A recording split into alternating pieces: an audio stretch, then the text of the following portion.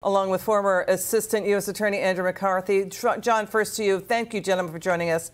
What do you make of this? President Trump says he will be arrested tonight in Georgia over the 2020 election case. Trump's denying wrongdoing. He replaced his lawyer. And we've got a federal judge saying no to Mark Meadows and Jeffrey Clark, moving their cases to federal court. John, wrap this up. What do you think of all this? Well, we're going to see a mugshot of a former president for the first time. I think that's going to bring home to a lot of people that we have crossed the Rubicon here, that we have allowed the prosecution of a former president by a federal prosecutor or state prosecutor. Before we see that mugshot, it might have been abstract for people. Now we have to come to grips with it.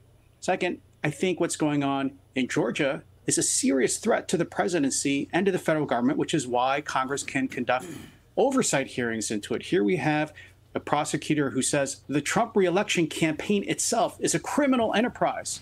Dozens of acts committed by anybody in the campaign are part of that crime, when the organization itself is created and its purpose is to run for reelection, to elect someone to federal office, something protected by the free speech clause. It's at the core of our First Amendment. That's not to excuse anything that Donald Trump did on January 6th. But if people want to hold him accountable for that, then charge him with insurrection, charge him with sedition. Don't charge him with things like white-collar fraud, like white-collar obstruction of investigations, or in this case, pretending a reelection campaign is something akin to the mafia or a drug cartel. Yeah, I mean, insurrection and sedition is not in the indictment, to what John is saying, Andrew. And, you know, the correct, procedure here was impeachment. He was impeached over this. I mean, Andrew, what do you make of House Judiciary? We've got protesters now stepping up at the Fulton County Jail. The House Judiciary is now sending a letter. They sent a letter to probe Fulton County DA Fani Willis about whether her office coordinated with Justice Department Special Counsel Jack Smith and whether her case is politically motivated. What do you think of that, Andrew?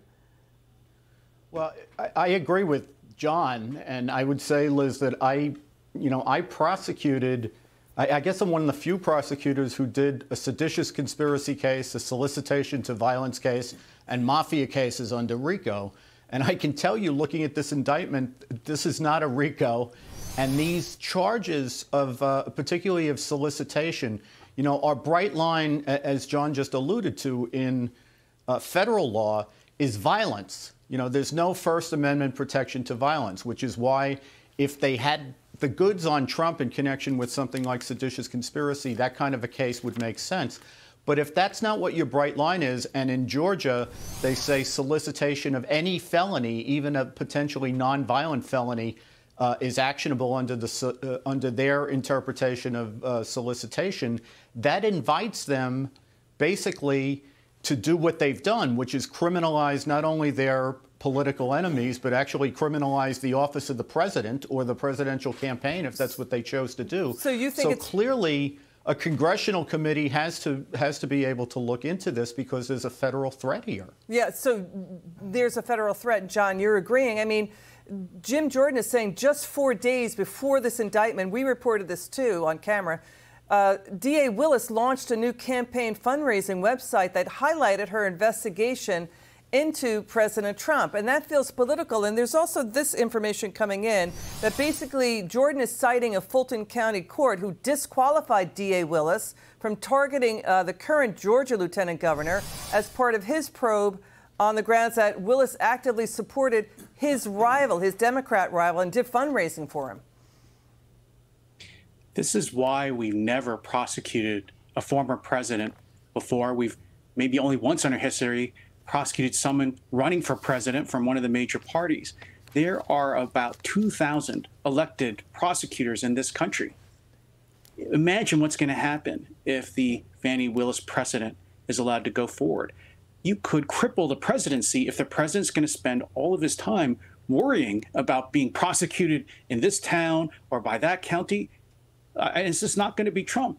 Hunter Biden, Joe Biden, they could easily become the subject of an investigation and prosecution from a red state DA. This is why our system used to have common sense, that we were not going to use the criminal law to fight our political battles, to try to interfere with elections, or even try to get after presidents we didn't like in the past. We used to leave that all up to elections and to politics. Once we go to the criminal justice system, Anybody is going to be able to use these tools. It could really, what worries me most is it could paralyze presidents who are in charge of our national security and carrying out the laws. So what John just said, Andrew, where does this case go? Does it go to the Supreme Court? Does it fall apart? I mean, RICO's a heavy charge, Andrew. Where do you see it going?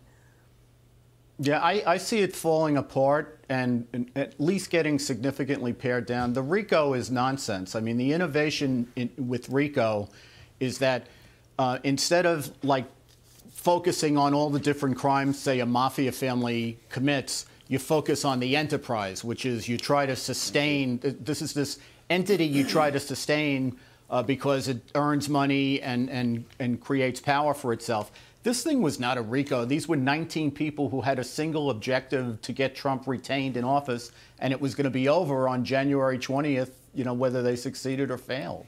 All right, John Yoo, Andrew McCarthy, thank you, gentlemen, for helping us out tonight and for your insights here. Great legal perspective. We'll stay on the story. Thank you so much. We'll have you back on. We hope again soon.